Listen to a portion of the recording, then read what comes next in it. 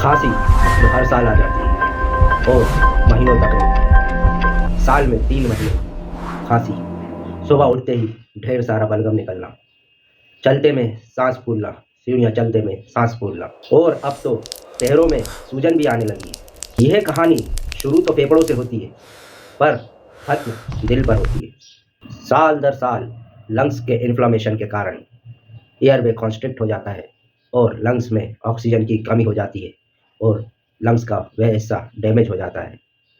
इस कंडीशन को कहते हैं हाइपॉक्सिक वैसोकॉन्स्ट्रिक्शन। अब जरा सोचिए, जिस नली से ब्लड को गुजरना है, अगर वह नली पतली हो जाए तो क्या होगा? बॉडी वहाँ पर प्रेशर को बढ़ाएगी और इसी को पल्मोनरी हाइपरटेंशन कहते हैं। दिल के एक चेंबर का नाम होता है राइट वेंट्रिकल, जिसका काम ब्लड को पंप कर कर लंग्स में पहुंचाना होता है, पर नलियाँ सिकुड़ चुकी होती हैं, जिसकी वजह से प्रेशर ज़्यादा लगाना पड़ता है और राइट वेंट्रिकल को वर्क ओवरलोड करना पड़ता है, जिसकी वजह से लंबे समय में उसकी दीवारें मोटी हो जाती हैं। इसे हाइपरट्रॉफी ऑफ राइट वेंट्रिकल कहते हैं।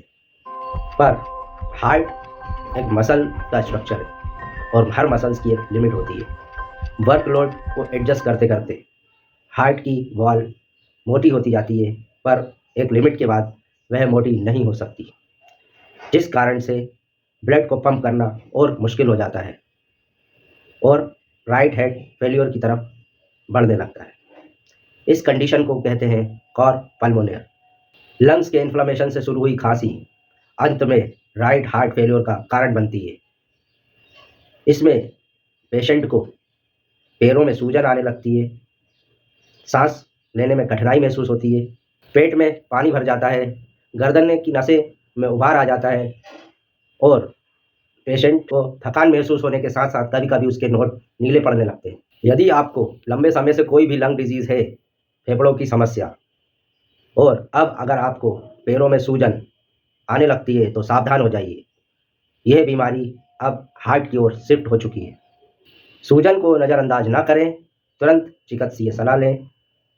ये जानकारी आपको अच्छी लगी हो तो मेरे चैनल को सब्सक्राइब करें। धन्यवाद।